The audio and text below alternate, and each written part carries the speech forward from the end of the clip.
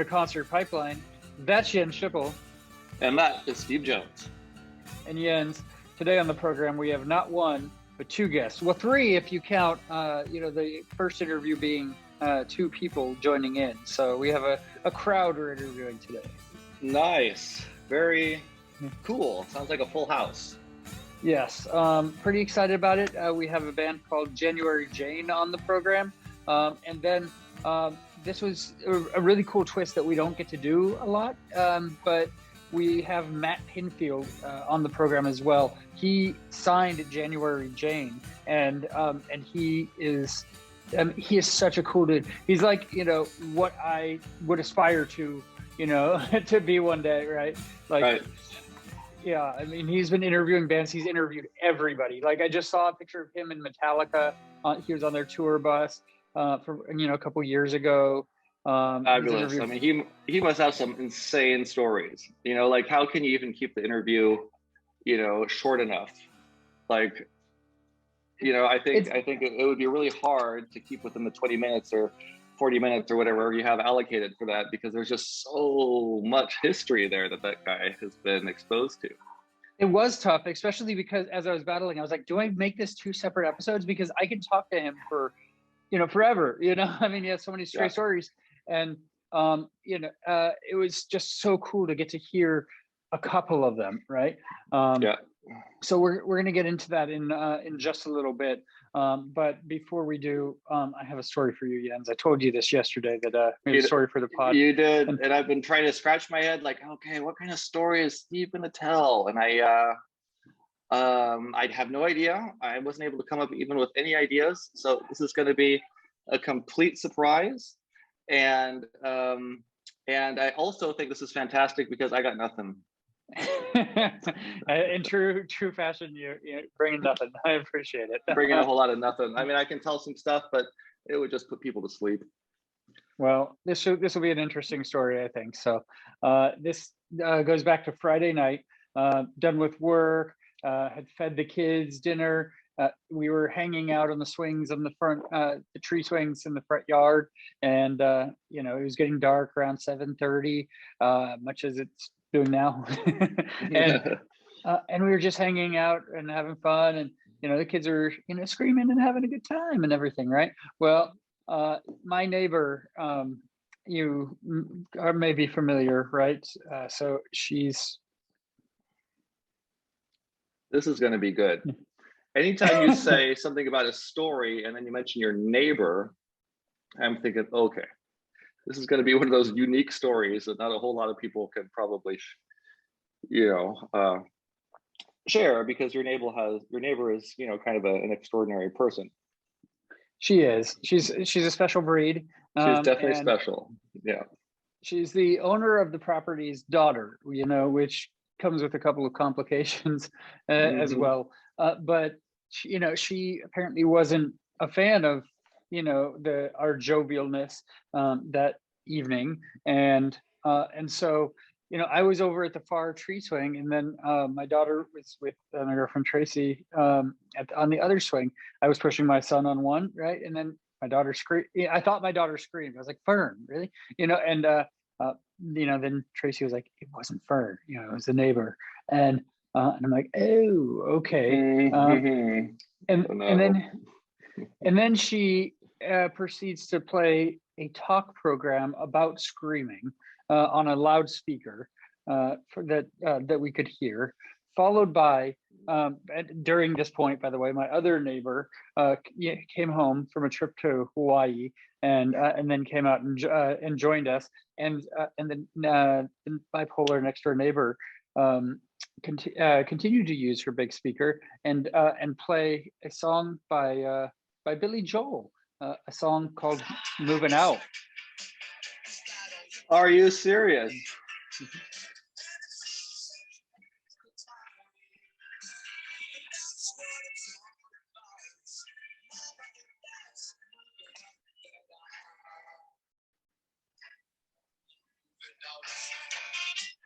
Yes.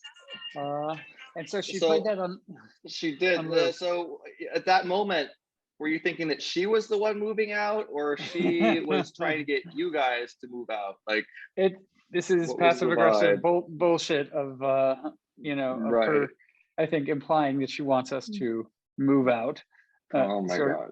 sort of thing. And so she played that on loop a couple of times, and then we were packing it up. It was dark, and we were over it. We didn't want give her a lot of attention about it or Right. anything, but Mm-hmm. but then as we were walking in, she played a clip of Gilbert Gottfried yelling, "You're a bitch," and but the bitch cut out because she wasn't right near her speaker, so the Uh-huh. Bluetooth kind of cut that Oh my piece out God. a It little was bit. like The kids, censored. yeah, I know, right? I didn't hear it. I don't think the kids did, but we knew what it was saying. And Did the uh, bee get in there at least? Like, you're a uh, bee.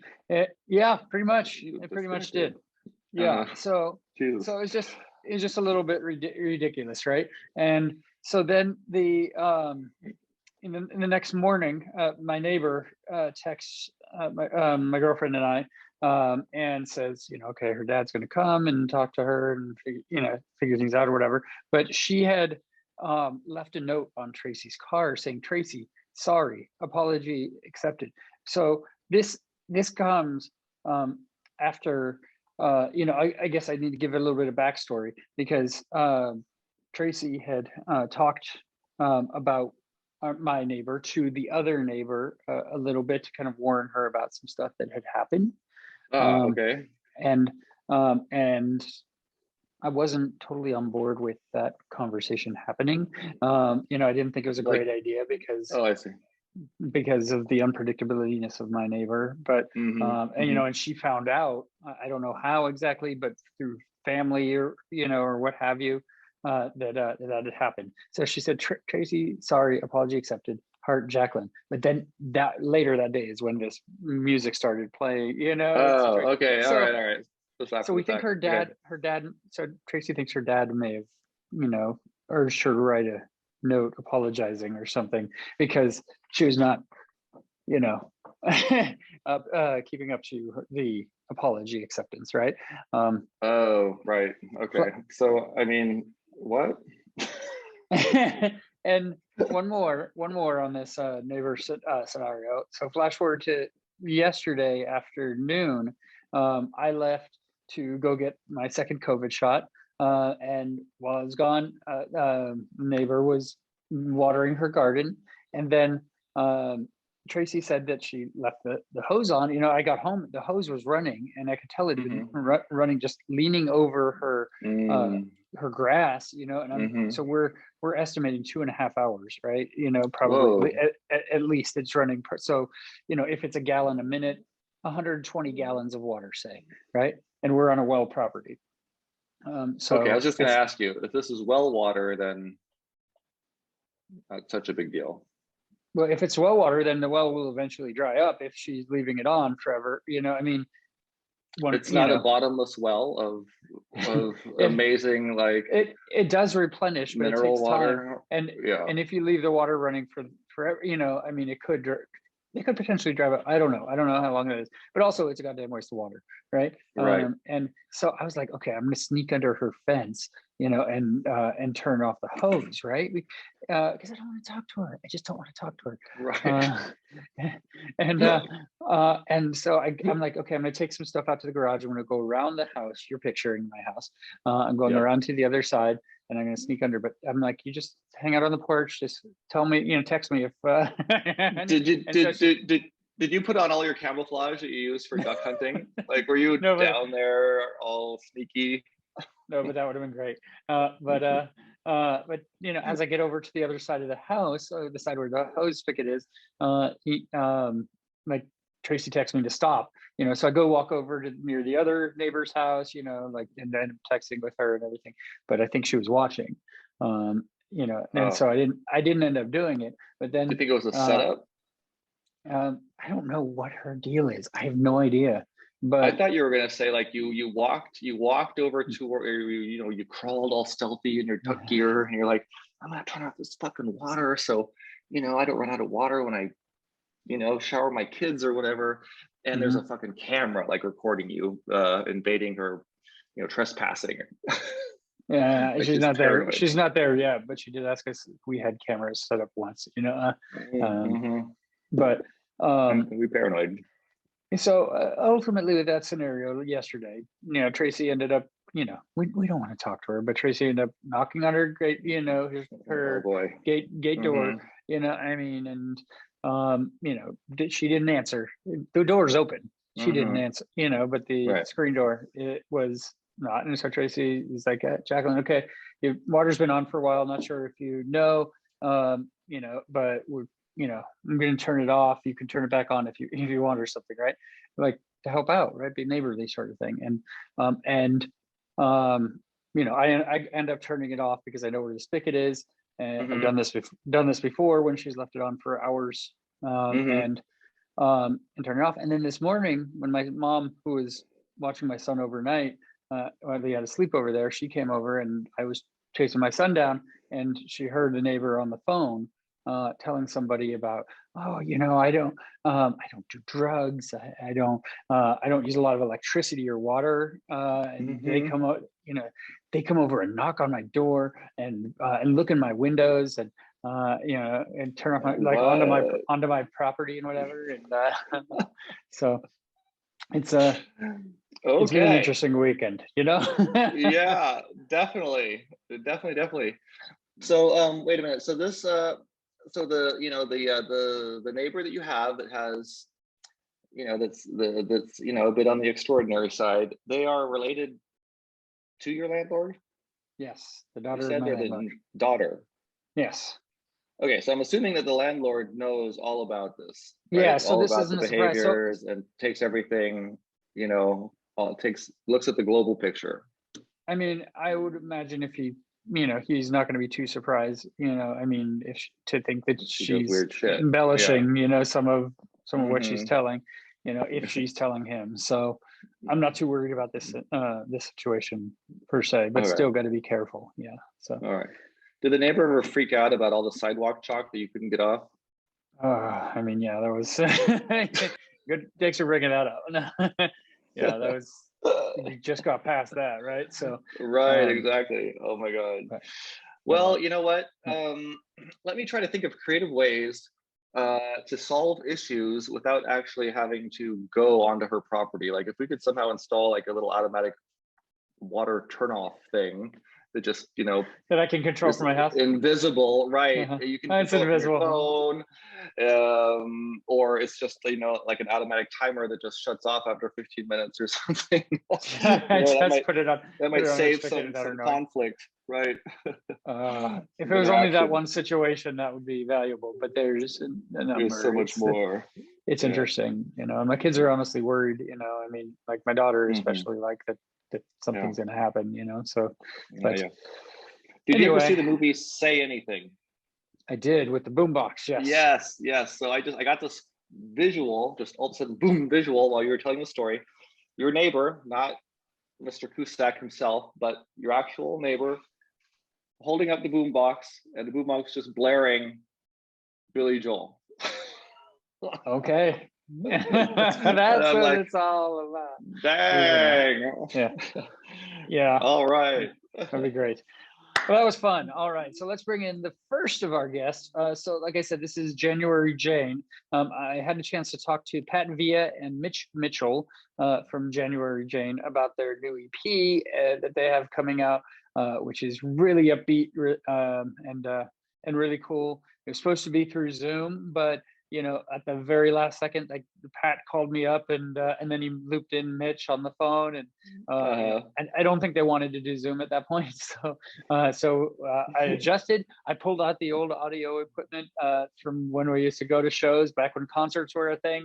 What are concerts? I've only seen them on the internet. I mean, did people actually used to go to that, or is it all CGI, or what? It was before your time, yeah. Many years ago, I'll tell you. So, and Jens, before we bring in January Jane for an interview, we're going to play a song that they recorded just for Concert Pipeline. This is their song "Versions of You," and they did it in an acoustic manner, which is really freaking awesome. I love it, and let's get into that. This is called "Versions of You."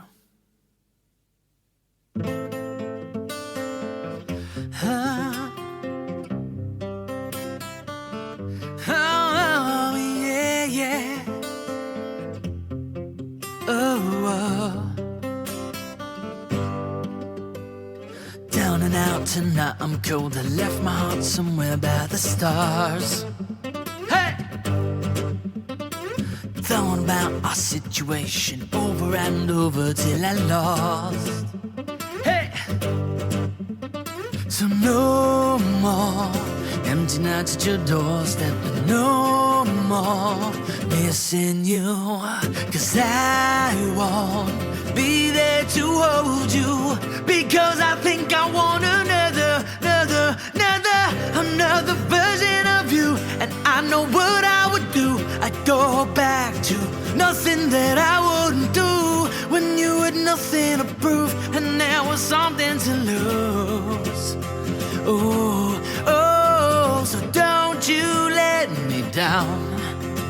No, don't you let me down. No, don't you let me down. Let me down. Let me down. Saw you on the train to nowhere, staring at a sketch of yourself. Hey! Drawn up some lost excuses, wondering what you're gonna sell. Hey! So no more empty nights in the moment, and no more kissing you. 'Cause I won't be there to love you, because I think I want another version of you. And I know what I would do. I'd go back to nothing that I wouldn't do, when you had nothing to prove and there was something to lose.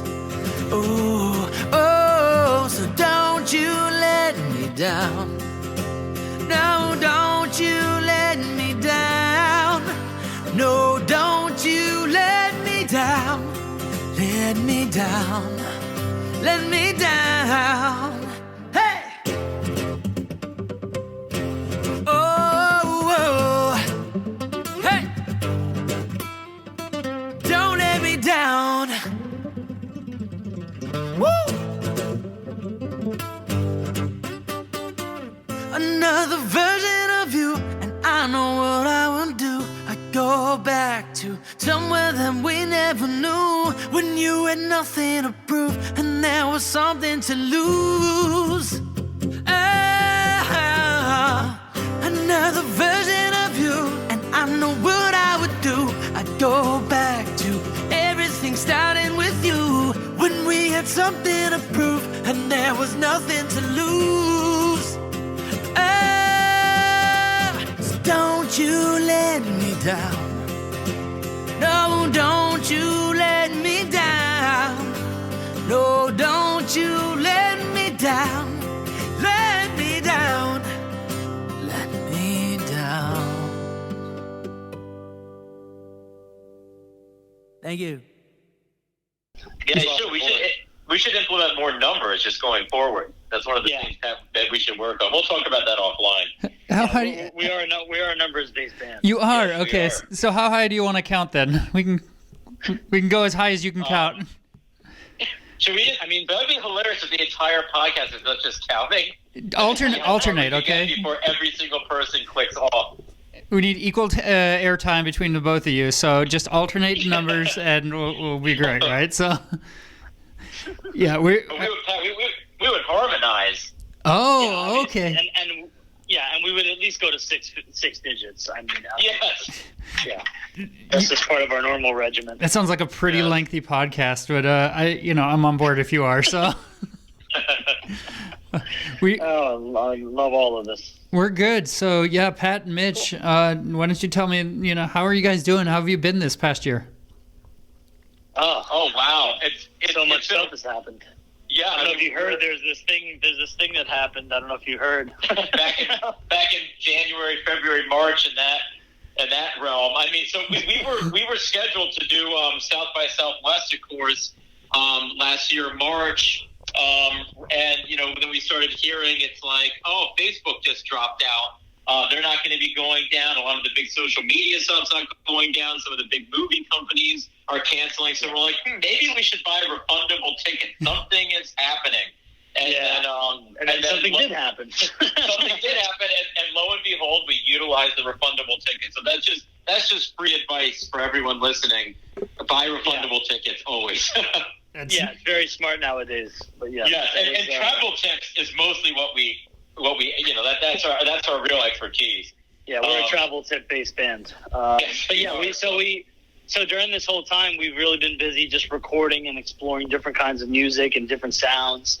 Obviously with the release of I Can't Go For That, which was a cover of Hall & Oates that we put out not too long ago, and now Versions of You, which we just released on Friday. Came out the other day, we got signed by BMG in the middle of this, so it's kind of mixed feelings across the board because obviously we were elated and thrilled, and we're still super excited about all that, but then not being able to perform live is obviously a bummer since really everything we do is just kind of an excuse and a vehicle to be able to perform live, and we haven't been able to do that, but we have been able to perform doing a bunch of unplugged performances. So I get to perform for Pat gets to perform for me, and so we have mirrors set up so we can say, oh, there's 4 people here. It's great. We actually do. That's not even there. We actually do. There just happens to be mirrors in front of us when we perform. It's just the way our studio is laid out. So yeah, we've been performing for each of us and our reflections. So the crowd has been, you've been filling rooms, is what I hear, right? Oh yeah, very attractive crowd. I will say that. And speaking of versions of you, different versions of us. So perfect. Yes, exactly. All relatable. All relatable. Yeah. Oh yeah, so that brings us to the present day. But yeah, we banged out about 50 songs. Obviously, a bunch of these we started before, but it is interesting that the whole process, because so many of the songs, we had a bunch of material that's written before, during, after, and then actually, Pat, if I'm allowed to say so, Versions of You, which we just released, we actually started that before this all went down and just finished it a few weeks ago in time for the release. So it has a little bit of everything in there. Yeah, and so let's start with the cover, right? Hall & Oates, I Can't Go For That. So tell me how you guys, came about covering that song. Why did you choose that song to cover? But we could go for that. So it was definitely a toss up between different Hall & Oates songs. BMG had asked us to take a look at some Hall & Oates tracks. And, obviously that's a super classic, and we love that song. And we love all of Hall & Oates songs. I mean, they're obviously one of the most successsul duos. All their music is great. So, yeah, it's and one of these things where it was the mustaches, the hairstyles, the ears. Yes, all of that, including the mustaches. I think that it was just really, we tried a few different ones, and, even with recording some other covers that we did. We recently just completed 3 In Excess tracks. And it's one of these things where that's the beauty of music. I mean, you get to explore all these different avenues with different songs. And it was definitely a lot of fun. And I Can't Go For That just happened to be the one that we liked the best out of the ones that we tried. We also tried Maneater. We've tried Private Eyes, but maybe those will come out someday. It is this bizarre paradox that when at least us as musicians, when we were asked to be put into a box, or when we were asked to do something specific, you actually in many ways are able to be more creative as opposed to do whatever you want. You end up doing maybe following a certain pattern of what you had just done. Whereas if you're asked to do something more specific and operate within some parameters, like we were asked specifically to do a Hall & Oates song, it actually allowed us to be extraordinarily creative within the box. So we really enjoyed that. So we do love boxes. That was the whole point about it. We do love boxes, and we I think we had a great time making it. I think it came across in the song, which is fun, because when I listen to it, I just hear all the fun that went into it. Yeah, and so Pat, kind of going back, you played piano and drums really from early on in your life, right? So tell me, kind of, did your parents push you to play music, or was it natural that you picked it up? I mean, for me, the piano was something that my parents pushed a little bit. I don't think that they were really gunning for me to be a musician at first. It's funny enough, my mom wanted me to play violin, and I just happened to go to the wrong class, which was drums. And I liked it better, so I kept coming. And then one of the teachers told my mom that I'd been going to the wrong thing, and then it just stuck. Like, I was able to just stick it out, so I was able to play drums. You do realize that that's a typical drummer move. You went to the wrong class. I mean, it just proves that you are a drummer deep down inside. Only a drummer would do that. Yes, exactly. So, yeah. Wait, so this is not a violin that I'm pounding on? Well, this 5-piece violin set that I have with sticks that I'm using. Your mom had a lot of influence on you musically, right? Like, I mean, she wanted you to compete on American Idol. Yes, well, that was a different situation. That was a few years later. A couple, yeah, no, not around the same time frame, I'm guessing, but to when American Idol showed up, that was a different situation because the singing came in college, and I actually went to school. Something my parents did push was for me to be a doctor, and I was going to school for that. And it turns out that I wanted to sing, and I didn't even know that I could sing until I got to college. So with all that said, as I was developing my career and stuff, American Idol came up because my mom actually had open heart surgery, and I asked what I could do to make her feel better, and she asked if I could do American Idol, which, of course, you can't say no to your mom, especially in that moment. So I went and I did that, and that was quite an experience. Yeah, so you wrapped it up pretty tightly, but I imagine that was a lot of work, right? Like you don't just fall into American Idol. No, you don't. It's a crazy experience. They edit like the first month and change of the whole experience. They edit it down to one show. So there's not just one round. You don't just walk in and meet the judges. There's 3 rounds of that, or 4 rounds. I can't remember. But you go and you meet all these producers at first. I don't know if I should be talking about what's behind. Yeah, I mean, Pat, you did sign an NDA. I mean, we're going to get sued by American Idol. I'm sure. Yeah, they're listening along with the government right now, right? So. Yeah. I mean, just to give the clip notes of it, it's a much longer experience than what's shown on TV because it's all condensed. But it was a lot of work in terms of prepping for something like that. I'd never really been on TV before, so, I saw my face in the commercial and I was like, whoa. And it kind of hit me that was, I started getting a lot of phone calls from people I haven't talked to in a while. But yeah, in a nutshell, it was a cool experience. I got to go out to California and compete on that level, which was cool. But it also taught me a lot about, just the competition in that group of people. I mean, some of those singers were really unbelievably incredible. And I remember during the auditions, I wasn't warming up, because I didn't know any better. There's people warming up in the hallways, they're about to sing a 2-hour concerto. I just walked in and did my minute shtick, and that was it. They were like, cool, you're on to the next thing. And I was like, oh, okay. And then I went and I had lunch, and I just didn't realize the magnitude of what I was doing. And looking back now, I'm glad that I did it, and I'm glad that it made my mom happy because, especially going through some crazy surgery like that was an experience. So. Yeah, and Mitch, how about you? Tell me about how you got your start. Well, 3 weeks ago, Pat's like, you play guitar? And I was like, yeah. I did a bunch of stuff. Now's the perfect time to find a guitarist, I hear, right? So. Exactly. I mean, what else are you going to do? No, it's when I was younger, I'm going to say maybe freshman or so in high school, some demos that I recorded, just some guitar, just noodling around on the guitar, some shredding kind of stuff, made its way through a family friend to this jazz legend, Larry Willis, who had played with Cannonball Adderley with Blood, Sweat, and Tears. I mean, an absolute genius, perfect pitch. I mean, he's played with everyone. Jackie McLean, a real jazz legend, and he heard his little demos that I was doing and kind of took me under his wing. And we actually started meeting up and just recording this bizarre, whimsical jazz stuff. But, I actually will never really know the real impact of kind of what that had on me because I was so young and really just starting to play guitar. And he was probably the first musician I had met.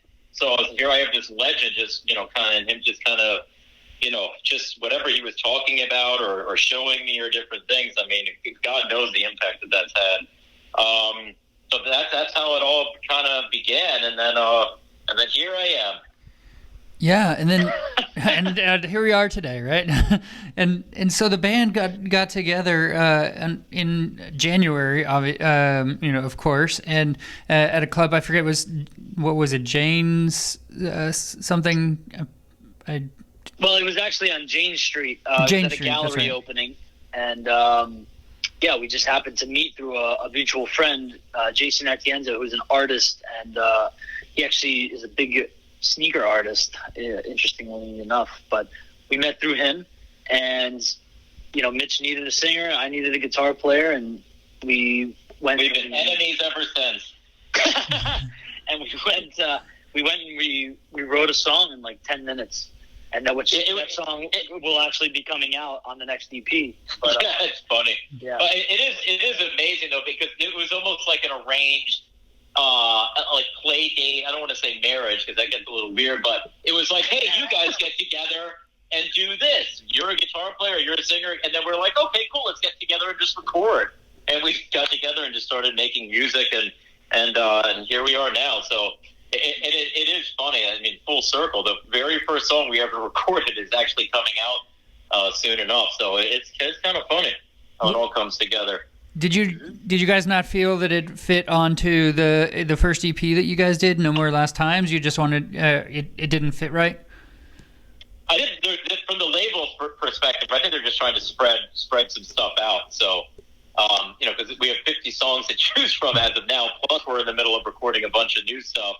And trying some other covers, experimenting with some different things. So I think they're just, instead of just releasing an album, we've never really released anything. Here's 50 songs. I think they're just kind of splitting it up, releasing things as single here, maybe 4 or 5 songs, a little EP there. So I think it's going to be on the next EP, but it's coming around soon enough. Yeah, and so Mitch, you yourself, you had the opportunity to play guitar for Sting and Springsteen at Carnegie Hall. Tell me about that experience. That was surreal. I just got a call through another mutual friend, a producer that had worked on, actually going the hold. I actually don't even want to say, but a producer buddy of ours who worked on the original. I think of versions of you, actually. I just remember that right now. I got a call through the guitar player on Saturday Night Live who was part of the band for this performance, and I had missed a bunch of calls because it was like, I'd been out late the night before, and I finally answered, and he's like, hey, Mitch, you were recommended through a mutual friend. He says that you can, do this and that and the other on guitar. Do you want to come in and do this thing? And I didn't know anything of who it was for or anything. And he's like, yeah, just send Trudy, Sting's wife, just send her, all your stuff. So I sent it along. I just said yes, without knowing anything. And I guess Trudy picked me for this thing. And I was really just supposed to open up the show. But then Sting asked me to just play the whole time. So, it's one of those once-in-a-lifetime check-it-off the list experiences that makes the parents as happy as it made me. I imagine it must have felt pretty surreal, huh? Yes. Yeah. Oh, wow. Yeah. I actually haven't thought about that in a while, and I don't even know how you do about that. But, yeah, now it's like it's all hitting me again. Oh, I do my homework, so... Yeah. Yeah. All right, I'm gonna have to lay down now, so I'll.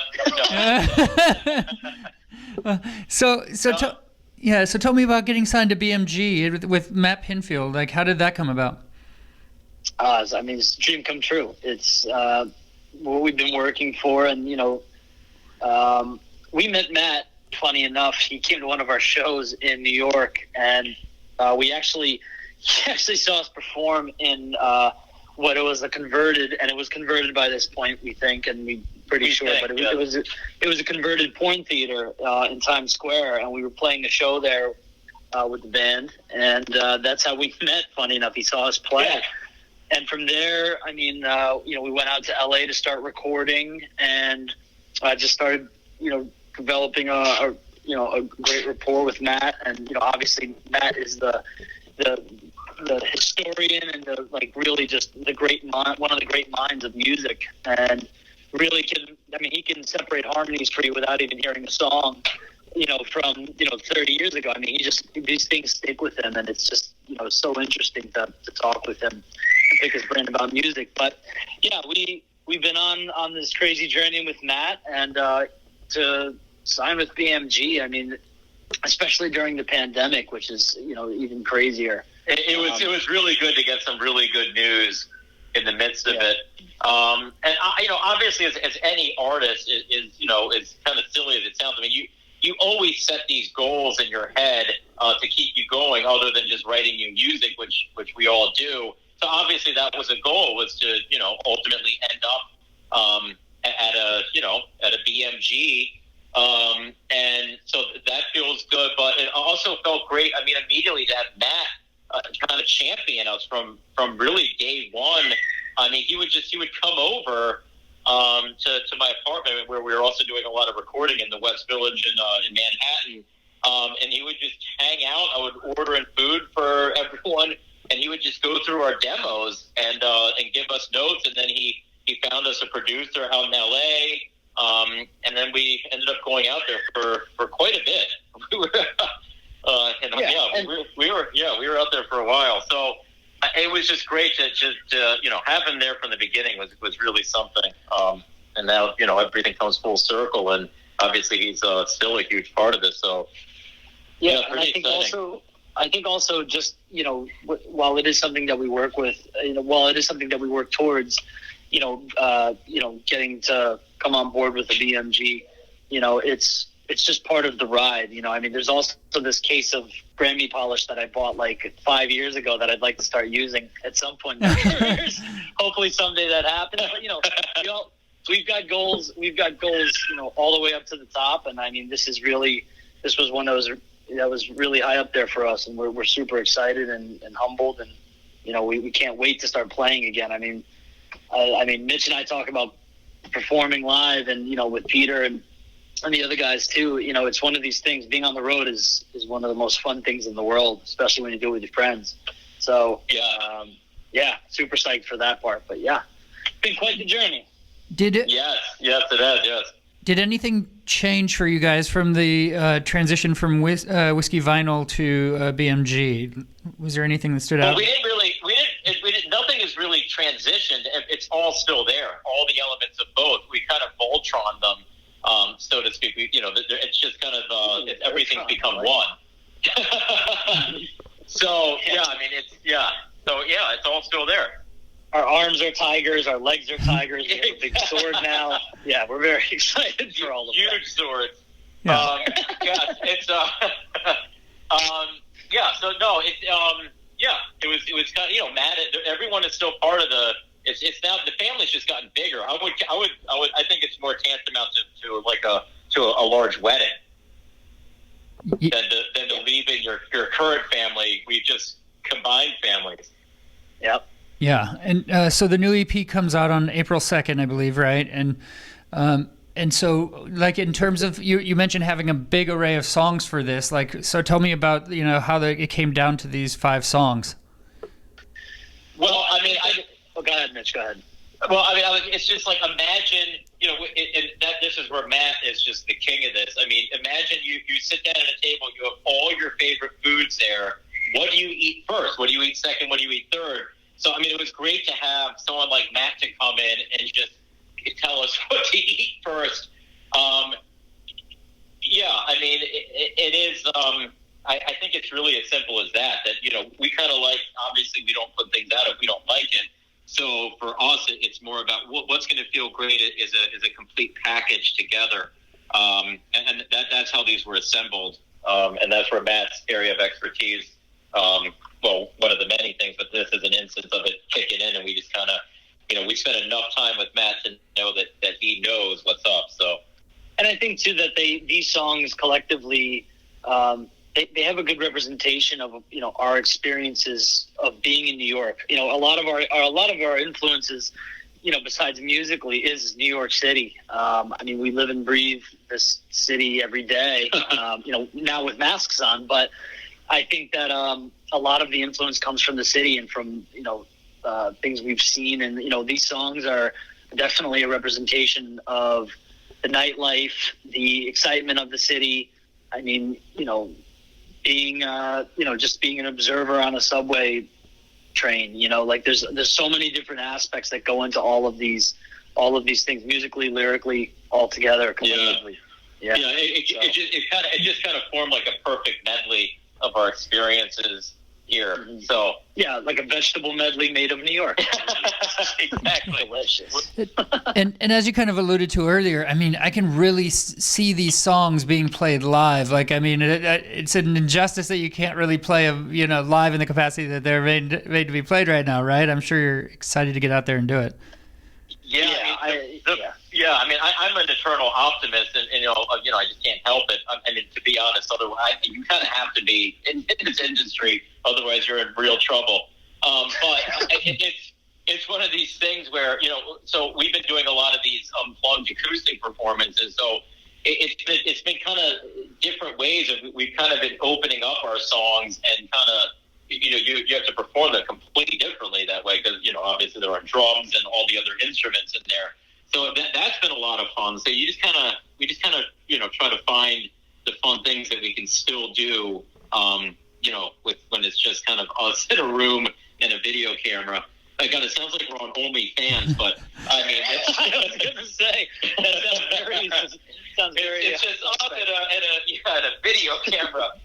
But sounds like we're in a different industry. But to that point, I mean, and playing live, we're hoping that by summertime, the vaccines have really reached everyone, and the numbers are going to start going down. And anyone that's gotten sick with COVID and during this time, we hope everyone's doing as best they can, and people have recovered. And our thoughts and our prayers go out to everyone that's gone through a hard time with this. But moving forward into the future, it's who knows what the landscape will be like to play live, but hopefully there'll be crowds, and and we'll get back to normal to some capacity, and we'll be we're super psyched to play. I mean, we'd play tomorrow if we could. It's just tough with all the rules. I think you can have a restaurant at 75%, so hopefully we can have a theater at 50% or something. I don't know.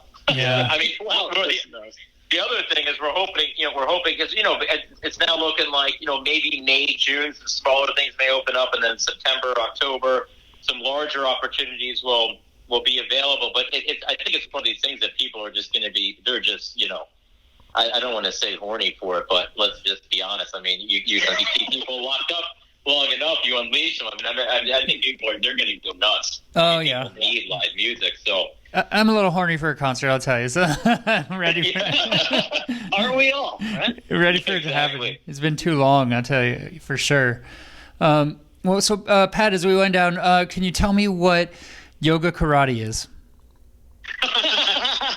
So there was my girlfriend's actually a fitness instructor, and she does yoga, and sometimes I'll do classes, just try to stay in shape at home. It was tough during the pandemic, and I don't know why, but for some reason, Mitch and I are big fans of Always Sunny in Philadelphia, and for some reason, yoga will sometimes just turn into Mac karate, like Mac from Always Sunny. Yeah. And because he is a karate master to some degree, and maybe 10th degree, but black belt. But that's probably what his character would think. But I always just thought it was hilarious that it's it's I don't know how that it just came from complete insanity. That's probably the answer. Yeah. It's one of these things that you're sheltered a little too long, obviously, right? And that is the outcome of what happened. So if you want more on that, you can go to Pat's Instagram. But they're all up on the January Jane Instagram page, and they're definitely worth a viewing or two. Yes, absolutely. Absolutely. And Pat, one more thing before we wrap. I'm texting you a picture because we had a little something in common as I was doing my research that I think you'll appreciate. So. Nice. Wow. Mitch, you just sent me a picture of him as the Joker and me as the Joker. I like that. But I'm Jared Leto Joker. Yeah, different version. I didn't see the picture, so I assumed you were going to say, "Wow, you really are horny." You have to leave it to your imagination, Mitch. I'm sorry, I didn't have your number. So. But oh my gosh, that's awesome. Yeah. And my son was really into Lego Batman at the time, and as you can kind of see it in the corner, but he was Lego Batman, and I scared the shit out of him. So. Yeah. Oh, I love it. Yeah, the Joker is one of those characters. I mean, he's like the James Bond of villains. You know, it just gets played by everybody, and I mean, it makes I like every. Rise. Yeah. It really brings out the best in everyone too. I mean, obviously Heath Ledger, Jack Nicholson. I mean, those are some of the best performances ever, but completely different. I mean, talk about versions of you again. Not to plug this song again, but it's just wow. Perfect. The Joker's a perfect example. The song's about the Joker. I love it. Wow. And it all comes full circle. Well done. Thank you very much. Awesome. Well, Pat and Mitch, thank you guys for taking the time. Thank you guys for doing a song also. That's really awesome. Yeah, appreciate you having us. Thanks again. Awesome, man. Thank you so much. Yeah, you guys have a great one. Okay, so that was the interview with January Jane, and that takes us to the second interview, Jens. Again, I told you there would be two. This one is with Matt Pinfield. You know, I don't get nervous a lot, and I don't know that I was really nervous. I was pretty comfortable, but going into it, I was anticipating it a good amount because, you know, again, I did a lot of research. I know he's had a rough couple of years, which, you know, we'll talk about as well in the interview. But he's so positive and had so many great stories to tell, including talking about signing January Jane and how that came about. And so, yeah, Matt Pinfield, we're going to bring him on in now. Sounds good. Before we do, I just had a quick thought. What arguably your favorite, one of your favorite films is Almost Famous. I cannot say anything out of my Almost head. Famous. Why did I mention Almost Famous? Almost Famous. And you interviewed the editor guy. I interviewed Ben Fong Torres on episode 200. Yes. Did the interview mention him at all, or their timelines, or? No, I don't know. I mean, Matt has definitely done work with Rolling Stone, and he does right now do a segment with Rolling Stone, actually. So that would have been a cool tie-in. I like where your mind's at there. We'll have to have Matt back on the program again sometime. I know. I'd like to say I'm a witty, creative person, and the stuff comes naturally, but it's the drugs. Okay, as long as you're honest about it. But yes, so two contributors to Rolling Stone have been on the program now, and Matt had just as many. I mean, again, incredible stories. And like you said earlier, it was hard to truncate it down because I would have talked to him for a long time if I didn't have two interviews on the show. So I know. I mean, if time machines are ever a real thing, you know, I think everybody needs to have the opportunity to go back in time and just experience MTV from their very first fucking video until the very beginning of when the whole fucking thing went to hell, right? What was the first video, Jens? What was it? Dun, dun, dun, dun, dun, dun, dun, dun, dun, dun, dun, dun. I don't know what that is, but video killed the radio. Yes, that's how it got starts. it. Sorry, you got it. Mad props. You get credit. Yeah, okay. I didn't know what you were doing, but you got it. It's the beginning part, the right before they start singing. Yeah. Okay. You know. You got it. Good credit. Incredible. So. I mean. You know, I mean, you could not start MTV with any other song or video, right? I mean, it had to be that one. It had to be that, and it paved the way. And Matt was a big part of MTV through his show 120 Minutes, as well as a lot of the other work he did for MTV. So we're really honored to have him on the program. And here's the interview with Matt Pinfield. Steve, how are you? Good. How are you doing, Matt? I'm good today, man. You know, it's a pretty beautiful day out here in Hollywood. So, you know, the weather's nice. Yesterday was pretty rainy, but I mean, I'm not complaining because, you know, the weather's certainly a lot nicer than other places right now. And my heart goes out to other people, parts of the country where they're dealing with 4 feet of snow, Where are you based out of, Steve? I'm up north in Napa, so I have nothing to complain about either. Napa's great. It's beautiful up there. Oh yeah, you used to live in the Bay, right? Yeah. I lived in North Beach. I was working at KFOC for a couple of years, and I'm still on the radio on KSAN. Like I have a syndicated radio show that's on there on Sunday mornings. It's been on for like 10 years. But I love the Bay. It was all the people. It's cool, like neighborhood. People that I became friends with, and I also, I used to go with my ex-girlfriend constantly up to like Santa Rosa, like for the weekends, and buy like antique record players and just look for and hunt records down. It was a lot of fun. Yeah. So, back when we had record shops and everything, right? Exactly. And there's still a couple in North Beach, I'm guessing, and I bought like an 80s like real stereo there because it was strange when I moved from New York, New Jersey to San Francisco. I only took with me 3 suitcases, so I put everything else in storage units, and it's all still there. Haven't touched it. It makes you think about how much you actually need this stuff, right? But although I'm sure you have so much stuff that's like, this would be worth a lot to someone else, right? I mean, especially doing what you do, like. Exactly. Most of it's record. There's a lot of records and books, and I do want to get like some of my like gold and platinum records that have been given to me over the years that are there, like the Nirvana and Nevermind and like Soundgarden, and there's a ton of them. Radiohead, Benz, and OK Computers, a bunch of really cool ones, and they're sitting in bubble wrap in this one container, and it's criminal. But with COVID, I was literally going to go out like last April and just ship everything out, and then there was no opportunity to do that. So didn't happen. It's a crime that you don't have those displayed, by the way. If you need someone to put those on the wall and display them in a very nice spot, you let me know, okay? So yeah, exactly. I know, it's funny. I oddly enough, I have some here.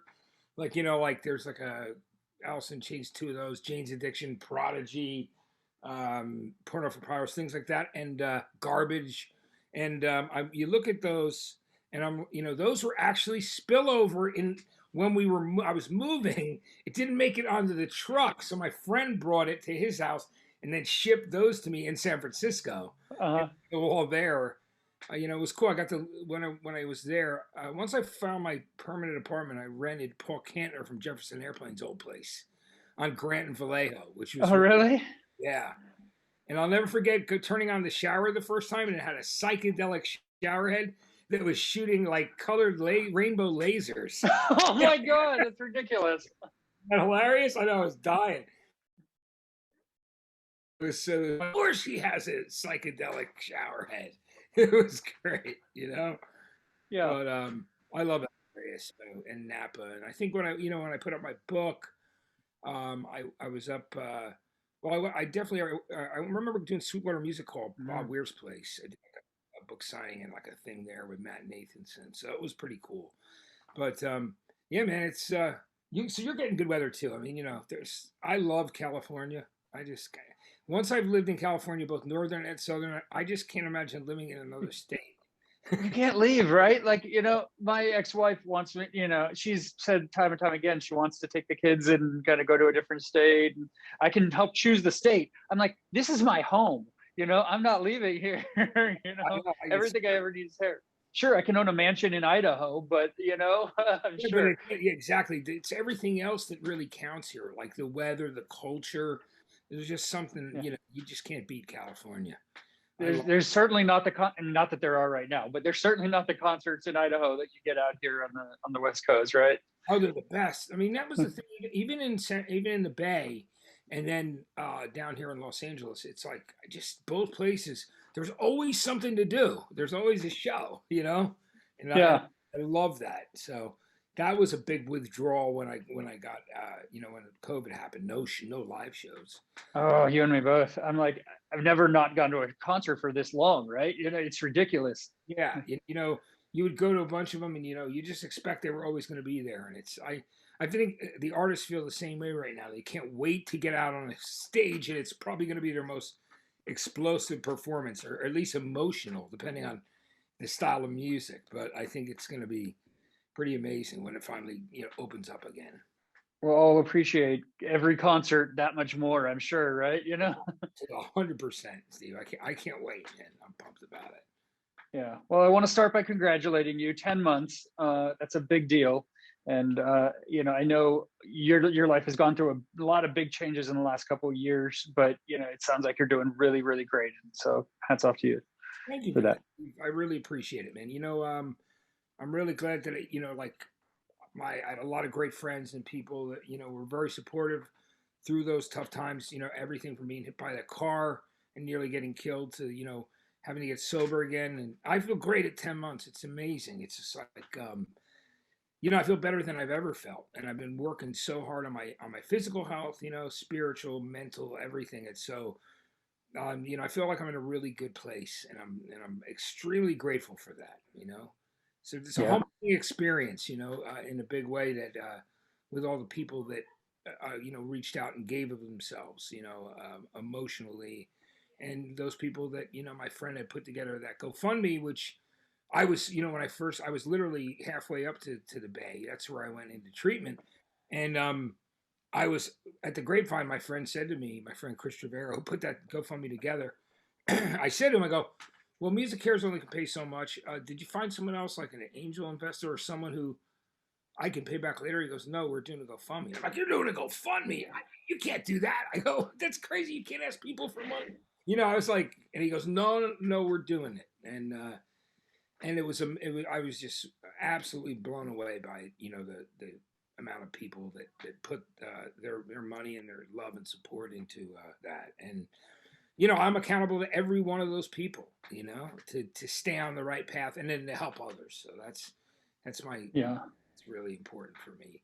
A lot of people came through to help too. I know Perry Farrell did, Johnny from the Goo Goo Dolls, a bunch of others, really came through and, it was supported. It was very incredible to me. I mean, when I was getting ready to leave the Bay and where I went to treatment and go back, they printed out all the names and all the comments of all the people that had donated, and I mean, it brought me to tears. I was just so I was so moved by that,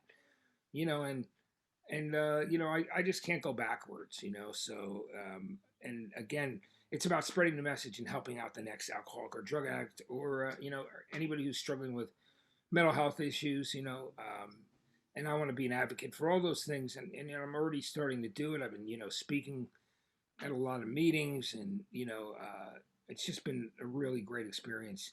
And, again, in the world's opening up, slowly again, which is great. So I'm just, I got a lot of gratitude, Yeah. Yeah. What do you do to keep your mind away from that stuff? Like, what is it for you that kind of brings about that positivity? I see a lot of positive messages and vibes you're putting out in the world. Yeah. I think the thing is that it really is concentrating on the things, the thing about gratitude for me is, you concentrate on the things that you do have that you need to be grateful for, as opposed to the things that you don't have in life. And I think, that's half the battle. If you can deal with that, for me, I'm very lucky. I have two really healthy, amazing daughters, that are just really smart and really compassionate human beings, and they're amazing. So I'm grateful for that. My daughters are really doing well.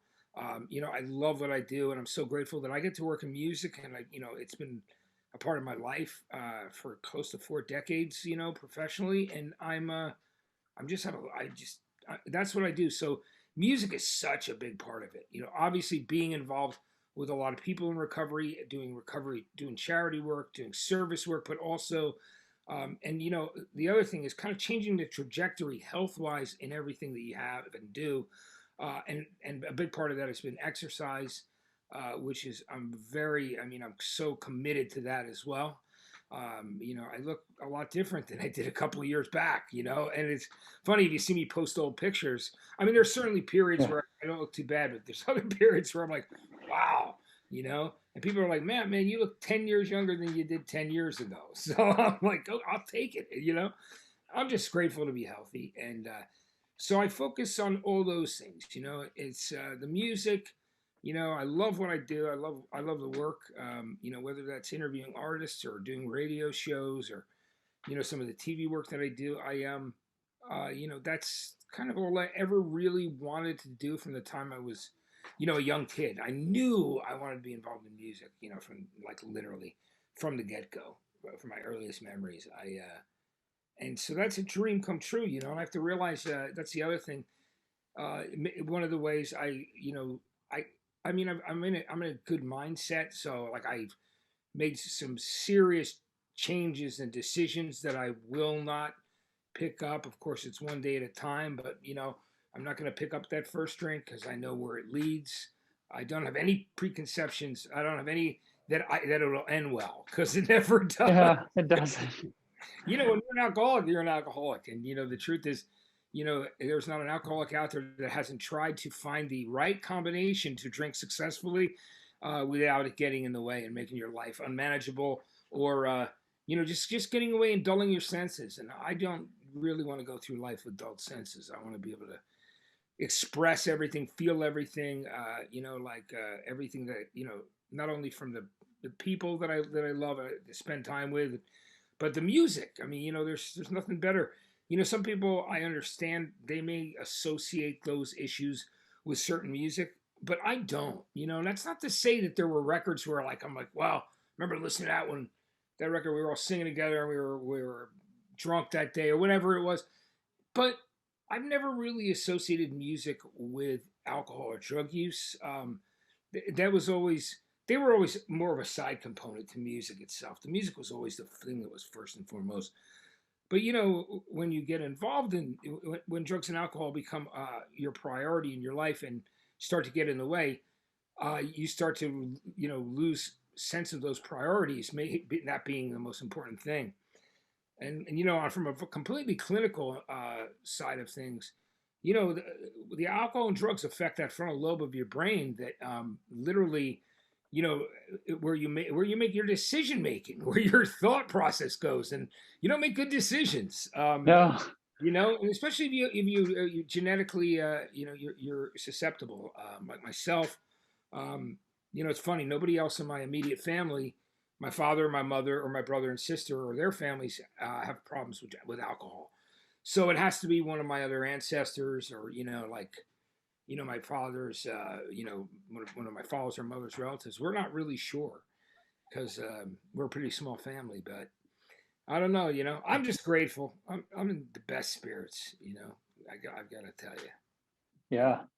Yeah. Well, let's talk about January Jane a little bit. We have them on this program that we're putting together as well. I had a chance to talk to Pat and Mitch from January Jane, and I know kind of your connection to them, was tied to a BlackBerry that ended up sizzling. Is that right? Yeah. It's the craziest story in the world, because a friend of mine wanted me to go see those guys play, and it was the weirdest thing ever that the BlackBerry absolutely, there's in New Jersey, there's some transportation that goes between North Jersey and New York City. It's called the PATH train, and it goes through these areas that you probably heard of, like Jersey City, Bayonne, like Newark and Harrison, like those areas. I know at least Harrison's probably the least known. That happened to be where I was living at the time.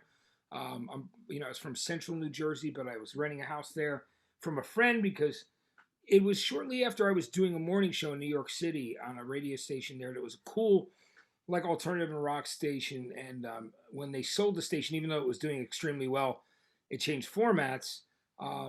So the point was to move and have space outside of Manhattan, New York City, but be close enough that I could get there to be on the radio at 6 a.m.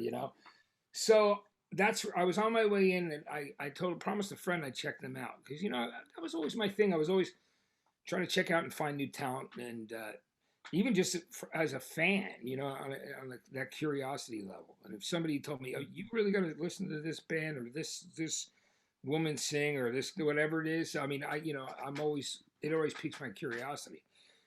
So I ended up getting on this PATH train, and the minute I got on it, it literally sizzled. It was the craziest thing ever. So I remember calling my ex-girlfriend. I've had 2 ex-girlfriends since then, by the way. I have none right now. I mean, who knows what's next? But right now, I'm single. But my old girlfriend in New Jersey, and she was. I called her. I said, I had to borrow somebody's phone. I literally was walking. I got out of the PATH train and I'm by the World Trade Center site. I'm walking up the street and I'm looking. I'm like, who's gonna lend me a phone? How do I call my friend and get his phone number off my voicemail that's in this thing in my phone? How do I do this? The bottom line is, you know how in your voicemail it'll say call from, and it'll read the number back to you before the call. So I finally borrowed a couple that were getting, they were leaving their station wagon with a walker and a little kid. I'm like, oh, they're a family. Maybe I can ask them, because not everybody's super friendly in New York City. Yeah, you've got to be careful. Yeah. So I said, hey, listen, my phone died. I got to go to this thing. I don't know where I'm going. It was the craziest thing. I felt extremely helpless and really pissed off about the technology issue.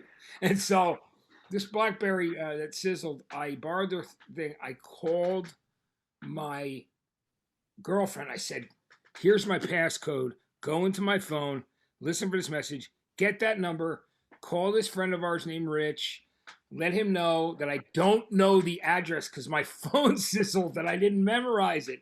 So I'm standing there, and these people, the father is being nice enough to let me use the phone and hang out for a minute. And she calls me back with the number or with the address because she had called the guy and it answered. And so I ended up going up to see these guys, and it's on the west side, Midtown. And, it's an old porno theater, and it's now being used as rehearsal spaces and showcase spaces. And it's all gutted. It looks like 1970s New York City from the movie Taxi Driver. It's like that kind of look. And I go in this doorway and I meet Mitch, or maybe it was Pat. But I met one of them, saw me outside, and they're like, hey, man, because he recognized me from, obviously my MTV years.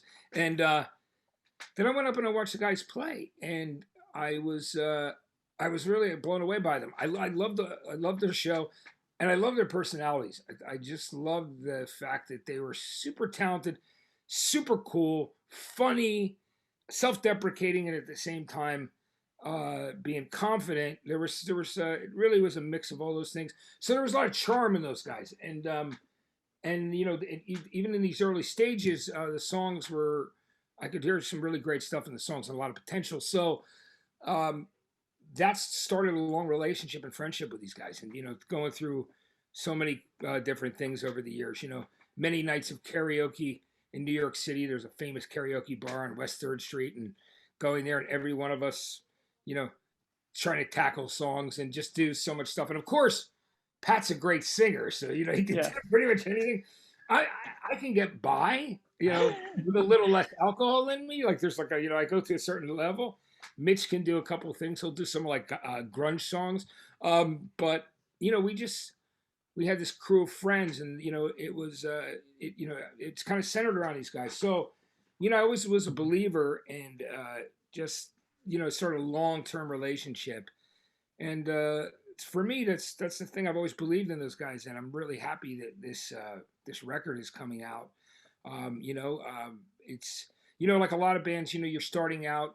They've been through, trial and error with personal changes early on, but it was always the center. It was always Mitch and Pat, no matter what. Yeah. And then Pete, the keyboard player, has been also constant for a very long period of the time.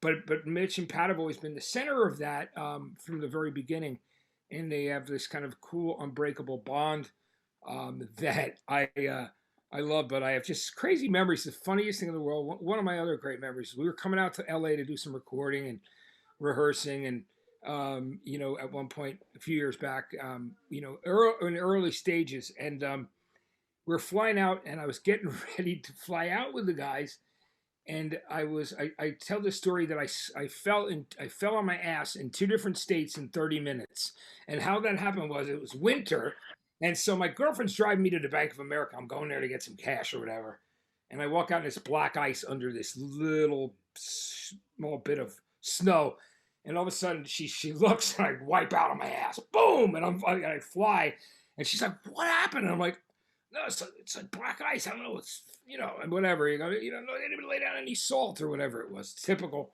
something in the Northeast, right?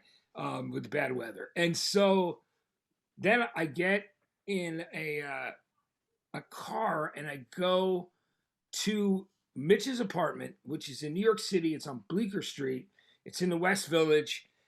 It's up like it's like a big 6th-floor walk up, man, with no elevator, of course. And we go all the way up. I go all the way up to help, and I'm like helping her bringing down amps and bringing down Mitch's guitar. And all of a sudden, I get to the stairs, and then I slipped again, and my ass just bounced off these stairs, like out on the sidewalk. And I was like, oh, something's not going to be feeling right, like halfway through this flight. And I go, do you realize I slipped on my ass in 2 states in 30 minutes? I go, I'm staying in this vehicle until I get to the curb at JFK Airport. And that was just such a funny day. And I remember us getting to Los Angeles and running into Bonehead from Oasis. We were at this place called the Cat and the Fiddle, this bar. And I remember I'm sitting there and we're not getting served quick enough, like we were hungry because we've been on a plane all day, me, Mitch, and Pat. And I go up to the bar to see like why we haven't gotten served yet or have any food. And this guy comes up to me and goes, Matt Pinfield? I go, yeah. He goes, it's Bonehead from Oasis, man. How the fuck are you doing? I go, Bonehead, man, thank you so much I got to tell you, in a lot of ways, you're partially responsible for me getting 120 minutes. That time when I like almost slapped you in the head, like on the air, like I went like that because we were joking with each other. It was that one interview with him and Noel Gallagher. I had filled in before doing 120 minutes, but that was the one that they saw that and went, oh, you're doing the show every week. So that like changed everything. So I told Bonehead, I go, thanks for like making me want to nearly slap your head that day. It was pretty funny. He's such a great guy. We're still friends. I end up singing Live Forever by Oasis with Bonehead and there's 3 people he's performing with. He was like helping out some English artists and they bring me up and I do Live Forever. And these are the kind of funny things that end up happening with me and Mitch and Pat. We, even around New York City, there's just all these crazy stories.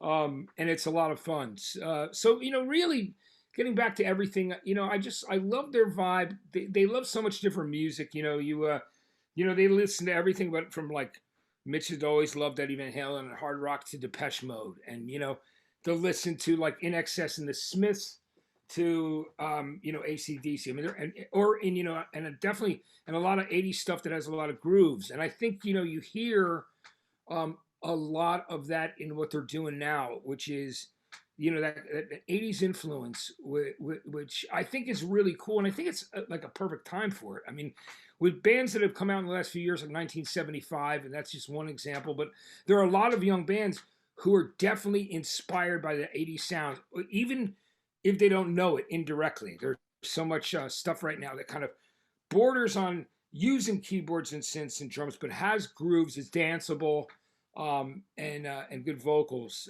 And I think Pat is a great vocalist. So I think their timing is really good. You know what I mean, for right now. Yeah. And I'm really happy that, it's this record is coming out in the single and it's exciting. So it's a long time coming. And these guys, I've seen them perform in New York City, man. And I've seen them play in different places and they've killed it. I mean, they've drawn great crowds in New York over the years.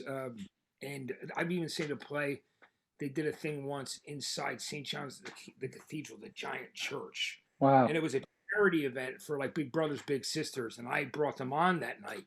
And it was incredible. Like, it's this beautiful structure, this church. And just to hear them playing in there, it was really, really incredible. But I can't wait till people get to see them live. Yeah, and that's what I told them was, that this EP is like, it's made to be played live. Like, I mean, you can envision this like being a kick-ass live show, and it's a travesty that they're not able to yet, Oh, yeah. And I know that's something that, has bothered them, not being able to play live. But, they're doing their best around it. And, it's funny. I don't know if when you interviewed them, they were in their studio, but they have that studio in New York City, which is this legendary old building like that's south of Port Authority on 8th Avenue.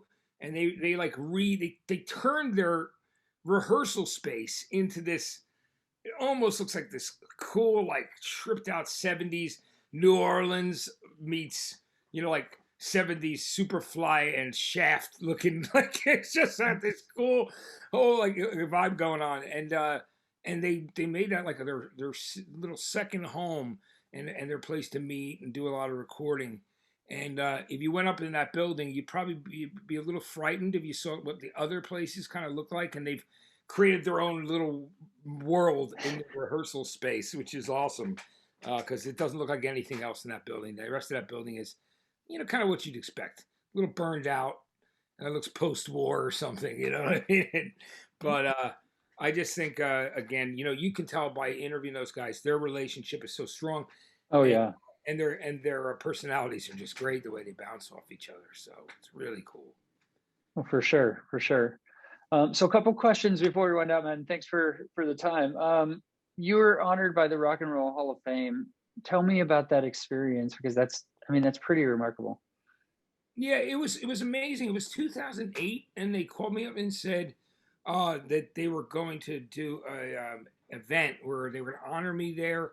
And they wanted me to speak in the Rock Hall, in the auditorium in the Rock Hall. So they put together this video presentation, which was really amazing, of some of like different interviews I did with like everybody from Lou Reed to the Killers, and they excuse me, it was just an incredible experience for me because, obviously that place is a sacred place to me. I love rock and roll and I love music so much that.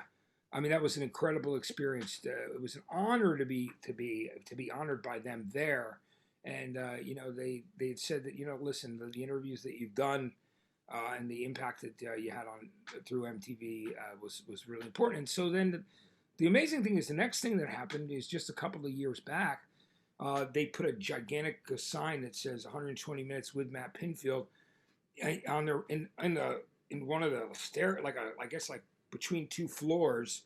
It's on the stairway, and it's part of their Rock on TV display, or Rock on TV exhibit, and that blew me away because I didn't even know like that. I found out because a friend, somebody who's a friend on Facebook who's from my hometown of East Brunswick, New Jersey, literally said, "Oh, I'm at the Rock and Roll Hall of Fame, and look, here's our homeboy. It makes good." And then he took a picture of this thing, and I went, "Oh my god!" And I go. And people are like, nobody told you? I'm like, no, but that's, I vote on the Rock and Roll Hall of Fame every year and and all that. But, and I wasn't mad about it. I was actually really flattered and I was honored. I was humbled. Yeah. It was so cool. That sign looks amazing. And they took their picture next to it and, letters raised. It's like this almost kind of like big rubber sign. It looks like it's made out of rubber or something, but it's super cool with the 120 minutes logo and my name. And I was very grateful for that. So that was very cool. Yeah. And the Killers wrote all these things that I've done about you, right? And that ties into your memoir that you wrote, right? Yeah. The thing is, it's really an incredible story because, my book, it's named after the song, All These Things That I've Done. And it's, there's a subtitle, which actually the people at Simon & Schuster and Scribner came up with. They go, well, your life is so insane and so improbable. You've been doing all this stuff. So they go, we'd like to, they go, how do you feel about us calling your book after all these things that I've done, My Insane, Improbable Rock Life? I said, all right, if that's what you want to do. I was totally open to that idea with the editors. And, but it was an incredible thing. And there's a whole chapter in there about the Killers. There's chapters about every part of my career, whether it was spinning in clubs, college radio, David Bowie. There's a chapter on the Ramones on U2, and on the Killers. And Killers were one of those bands that I tried to sign, but I was not the one signing the checks at Columbia Records. I was vice president, but Leo Cohen, who was the president of Island Def Jam, he was saying to them, "What do I have to do to secure this deal?" Regardless, it was really only between us two labels to sign them. And for some reason, you might find it's hard to believe, but I'll tell you something, Steve. There are a lot of labels that didn't get the Killers, said they didn't have any songs, said all this crap. It was only me and Island Def Jam, this guy Rob Stevenson. We were the only people who saw the greatness in the Killers. So I went and saw them rehearse in Ronnie Vannucci's garage, his parents' house. And here I am. I fly out. Their current manager, Robert Reynolds, who's actually the brother of the singer of Imagine Dragons, And all right, so and his brother manages the Magic Dragons, so the Reynolds family is like a large family. They're like the Las Vegas Mafia, you know what I mean? And it's really funny, like, and they're so, so they pick me up at the airport and they bring me to Ronnie Vinucci's parents' house. And these guys were is that in Santa Rosa? Because I think he was from Santa Rosa, right? That was probably Mark. I think Mark. Okay. The band, maybe I'm not sure. Okay. This was in like outside of Vegas. This was in like okay. Gotcha. Because at this point they were all four guys were doing like jobs. Like one was like bringing urine samples from boxing matches and like UFC fights. The other one was working in one of those like Elvis chapels. Brandon Flowers was a bellboy. I mean, that's their job. So I saw them play. They were fantastic. We all went out to dinner with some of our West Coast Columbia Records people and their manager. And at the end of the dinner, and we, those guys were asking me all kinds of questions about these interviews I'd done. And I go, hey, does anybody want to drop me off at my hotel? I'm staying at the Las Vegas Hilton. And then Brandon Flowers goes, yeah, I'll drive you, man. And then we get in his AMC. He has this, old car. It doesn't even have a CD player. And this is like, 2000s, because he was a struggling musician who was working as a bellboy, and he had two Beatles cassettes, and he asked me which one I wanted to hear, and we put on the Beatles' Help, and we sang like the first 4 songs on that album, top of our lungs, driving down the Strip. We got to my hotel. We sat at the bar inside the hotel. It was a Monday night, so it was very, very quiet, and we started talking about life. I was kind of talking about what I was going through in my relationship. But the thing that also really, stuck with Brandon was that I said that I just come from Colorado City, Colorado. The U.S. Army had asked me to mentor soldiers that were wounded or not wounded, but ones that were musicians. It was a thing. It was an incentive for soldiers returning from Iraq and Afghanistan. And I got this email from the U.S. Army saying, Matt, would you come and mentor and spend a weekend with these soldiers? And I said, hell yeah. I mean, of course, I do anything for my country and certainly for soldiers who put their lives on the line. So I went there. I flew to Colorado City, Colorado, and it was just this really incredibly fun time with these guys, but also quite emotional, seeing some of the wounded soldiers. They were still figuring out a way to play instruments, and then the other guys, they were having like, doing all these things about all the bands, and just giving them advice and working with them. And so I went right from there to see the Killers. I flew from Colorado to Vegas, and I told Brandon that story, and that's where the line in all these things that I've done comes from. I've got soul, but I'm not a soldier. From me mentoring those soldiers, because it stuck with Brandon. Oh, that's so awesome. Yeah, that's so awesome. Yeah. So, but I'm grateful for that song. They dedicated it to me right after I was hit by the car and nearly killed. I was there on a walker at their show at the Forum, and they're like, "This is where Matt Pinfield." They did all these things that I've done, and then they wanted to see pictures of what I looked like when I was, because there's some gruesome pictures of what I looked like after I got hit by the car. Blurred them out. They were so like bloody and gruesome. My head was split open, basically. Yeah. My leg snapped in half. But I'm doing great. I'm super grateful. And you have a big birthday coming up. What do you have planned for your big birthday? Oh, my big 60 meet? Oh my, can you believe that? I can't.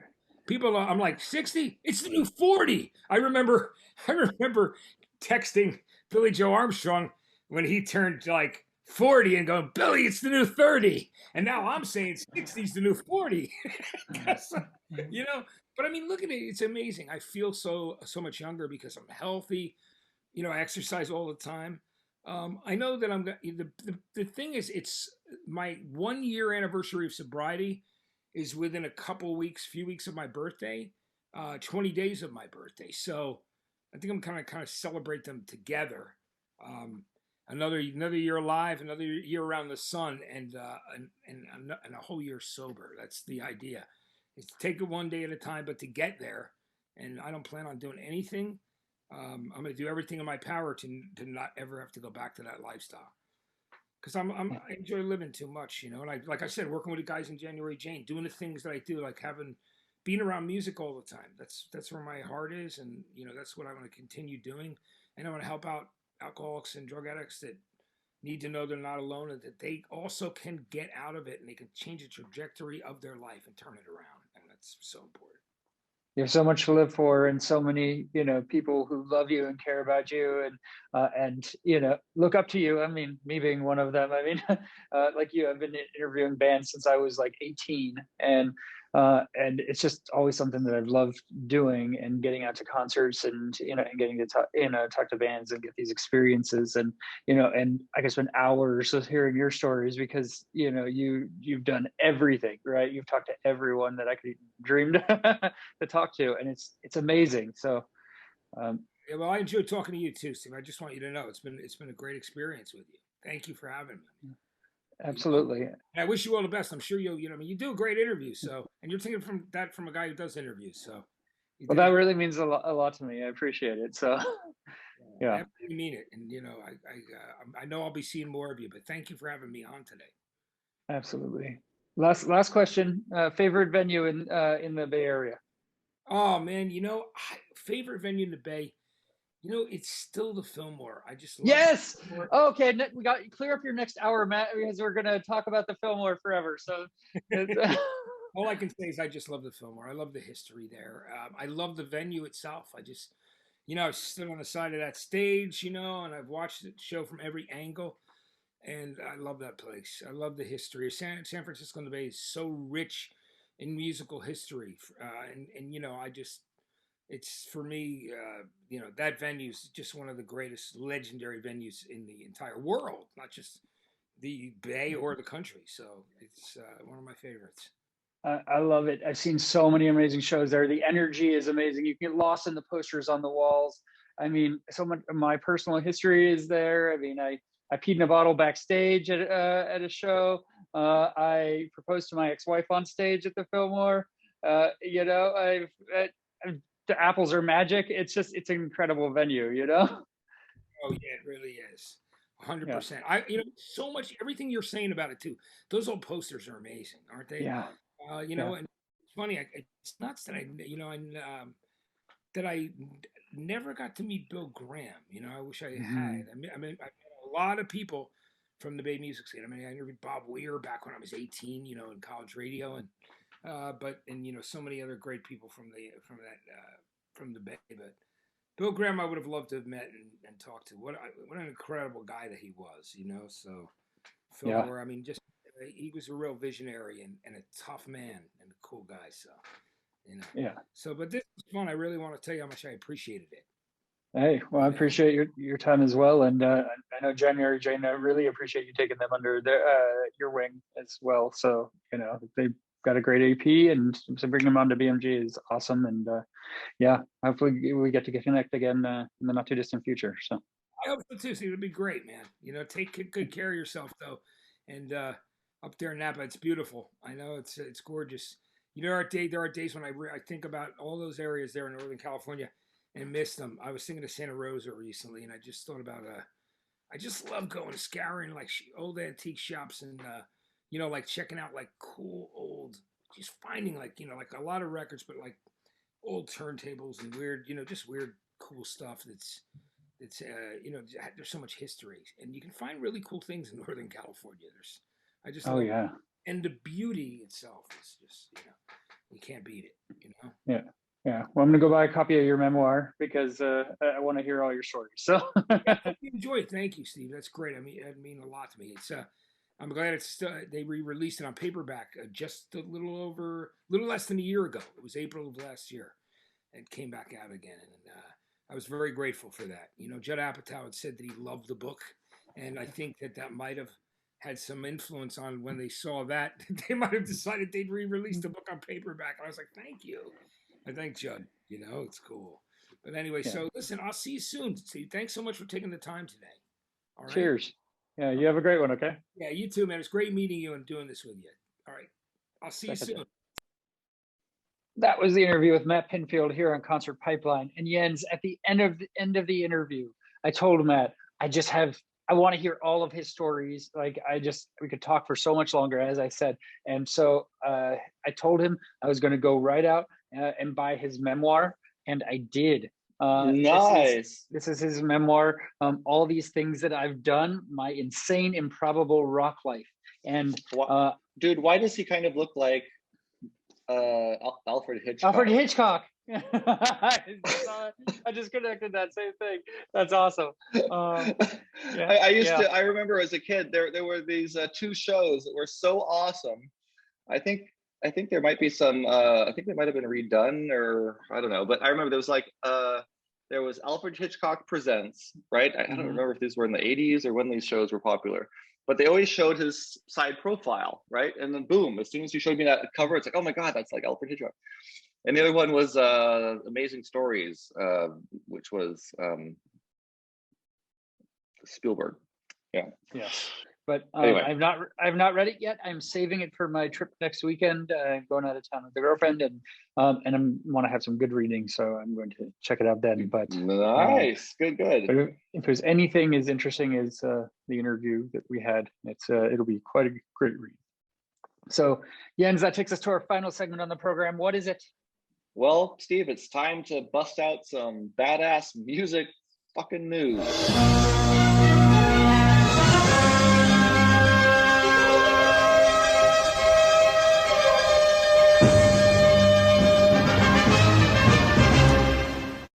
You are into it today. Yes, I like it. I am. I'm coming with the full passion. Yes.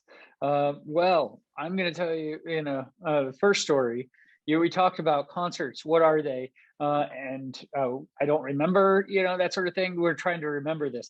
Well, the future of live music, 5,000 people attended a rock concert in Barcelona after COVID-19 spring. Wait. 5,000 people in Barcelona? Yes. When did this happen? This was over the weekend. Holy shit, they don't look like they're 6 feet apart. But they all have masks. And do they? They do, and at least it looks like they all do. And they were COVID tested, with rapid tests at the before going in. So, and this, like I said, this happened Saturday. And let me see here. Show by Spanish rock group Love of Lesbian has the special permission of Spanish health authorities. While the rest of the country is limited to gatherings of no more than 4 people in close spaces, the concert goers will be able to mix freely while wearing face masks. Love of Lesbian is the name of the band? Yeah. And so I think it's a bunch of old guys too. I love that name. I want to be in that band. The only rule inside the show was the strict use of the high quality face masks provided by the concert organization. They all look like they had the same face masks too, which was cool. So okay, that's cool. Yeah. So someone said we were able to evade reality for a while. We were inside our small concert bubble, and we were even able to remember back in time when things like this one were normal. Things that nowadays aren't that normal, sadly. The musicians were swept up by the moment. It's been a year and a half since we last set foot on a scenario as a band. Singer Santi Balms told the crowd, "This is so. Some of the musicians are crying over here." So ticket buyers chose between 3 venues in Barcelona where they could take a quick antigen test on Saturday morning. Those with negative results got a code on their cell phones validating their ticket for the 7 p.m. show. And people with heart disease, cancer, or those who have been in contact with someone affected by COVID in recent weeks were asked not to sign up. Wow, interesting. And of course, the show was sold out.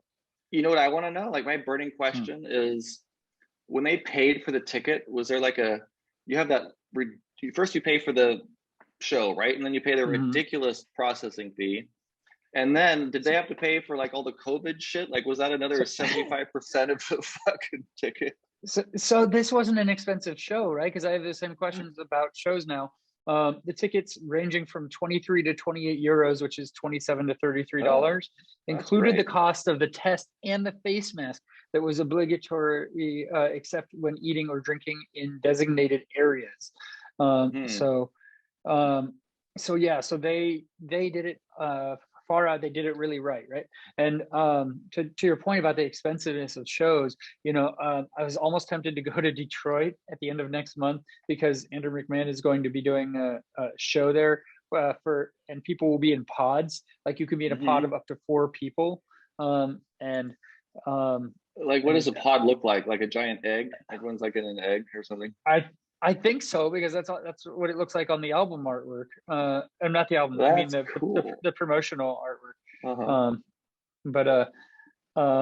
Yeah. I mean, it seems pretty awesome. Here's, I don't know if you can see it there. Whoa! Oh my God, that looks so cool. Like, I can't really see if these are like flexible pods. Like, is it the giant balloon you sit in, or is it more like a plastic shell that has a door or something? Or I don't know, but tickets are like $200 to $350 for a pod, and you can add one to 2 people on top of the 4 for $75 plus Ticketmaster charges, right? Which is outrageous. So it's almost cheaper to go to fucking Barcelona, man. I know.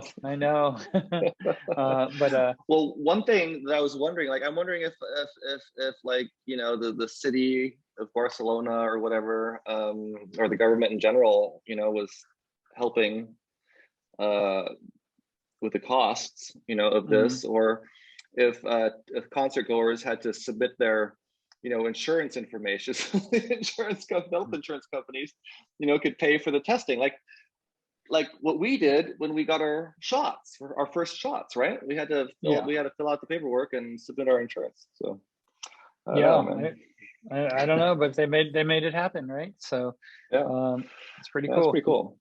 You got a story for us, Jens? I do. You know what? We were just talking about MTV, right? And how iconic many of those videos were at the very beginning, back when MTV was awesome. And you know, and it goes without saying, you know, Talking Heads came out with some of the best music videos on MTV. Yeah. So it's hilarious that there's a story about David Byrne. So let's talk about him. So he curates a socially distanced dance club in New York. Another step towards opening back up. I know. So I read that title and it's like, is he curating music for a particular dance club, or is he curating a bunch of dance clubs? You're gonna have to tell me more about it, aren't you? Why don't we find out? All right, so Byrne will offer his own personal choreography via a voiceover at the event. Okay, so he's giving New Yorkers the chance to rave again after helping to curate a socially distanced dance club. So we're talking about one dance club that he helped. Okay, so there's going to be raving at this one place. All right, and he's going to do a voiceover. Okay, so the Talking Heads icon has joined forces with Broadway set designer Christine Jones and choreographer. Why can I not talk today? Stephen Hoggett to launch Social. Okay, that's all caps with an exclamation point at the end. Okay, Social. Good to know. Yep, a new experimental club at the Park Avenue Armory. All right. Okay, that sounds awesome. I know San Francisco has a pretty badass armory, but the Park Avenue Armory. Okay, that sounds intense. I'm thinking like big brick building or something. 1,000 attendees will be invited to. How many? 100. You're doing great. What did I say? 1,000. Oh, I'm sorry. I redact that last comment. 100 attendees will be invited to the venue's Wade Thompson Drill Hall. That's the WTDH, at a time to enjoy their own dance moves, or to take in a spoken choreography voiceover from Byrne himself. Sounds special, huh? That's pretty cool. The event, which was specially commissioned for the Armory's new launched Social Distance Hall, SDH, also features a playlist that has been personally curated by Byrne himself, Jones and Hoggett, and mixed by DJ Natasha Diggs. All right. I want to go. When is this? You want to go to New York? Do you right now? No, I just want to watch it like on YouTube or whatever. Oh, okay, that sounds. I'm still paranoid. I don't want to leave my house. It's probably rightfully so. I wouldn't blame you. So, yeah. No. Okay, hold on before we transition. We're delighted to invite New Yorkers to come together through a communal, safe, and multi-sensory experience that draws on the building's acoustics. See, I knew there was something special about the Armory, and grand architecture, and the Armory's cross-disciplinary programming mission. Okay, that whole little paragraph right there makes me want to road trip this shit. Yeah. Yeah, you with me? When are we going? We'll just hop right on the road right now and drive to New York. It sounds great. So. Yeah, even if we have to wait like a year before whenever this is. Yeah. I don't know when this is. Okay, you're next. All right. I'll just do one more story here because this is, with two guests, this is running a little bit long probably. So I think we're good to. What, you got to pee and you don't want to say like, oh, we're going to take a break because Steve has to pee. I think one more story is probably enough. Okay, sounds good. So Dave Grohl, Jens, we like to end with a story about Dave Grohl. He told the story of how the Foo Fighters' Everlong was created. And then he performed the song acoustically for good measure. He performed it how? Acoustically. Oh, very nice. Yes. I didn't understand you the first time because of your fabulous accent. Yeah. In the 11-minute video, which you can find on YouTube, he explained how he hit on what would become the intro to Everlong when he began strumming a cool Sonic Youth chord. And he was just like strumming, like he was never taught music. He doesn't, know chords and all that shit, which is, just always hilarious to me. Because right. Greatest rock band, of our time right now, right? And yeah, it's amazing, right? There are people out there that are like that. It's amazing. They I can't even talk. Didn't I just say that already once during this podcast? It's like they have become one with the music. Yes.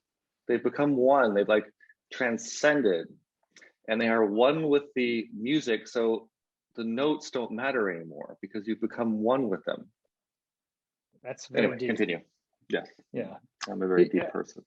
He remembered. I recorded the song and I brought it back to the guys. I remember actually played it for Thurston from Sonic Youth because I was totally afraid I'd ripped off this Sonic Youth song somehow.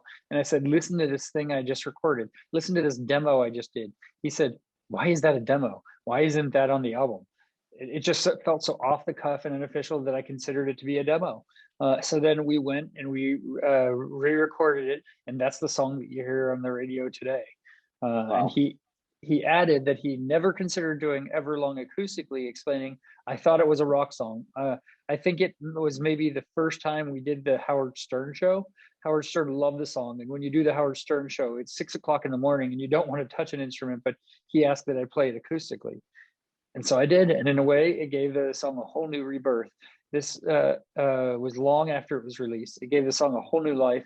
Because I think sometimes when I do it this way, acoustically, it really does peel back some of the bells and whistles and the other noise when it's just the lyric and the guitar and my voice. I think it kind of makes the song feel the way I had always wished it felt. So, yeah. So pretty cool story. And that's intense. Yeah. And it's an amazing song acoustic as well. Absolutely. I will tell you, I remember back to when the last time I saw the Foo Fighters was they played Bottle Rock a few years ago. They headlined the final night and they closed with Everlong, as they tend to do. And and it was curfew at 10 o'clock. And I remember this. And and they shut the power off in the middle, like 1 minute before Everlong was over or what have you. And I'm like, what?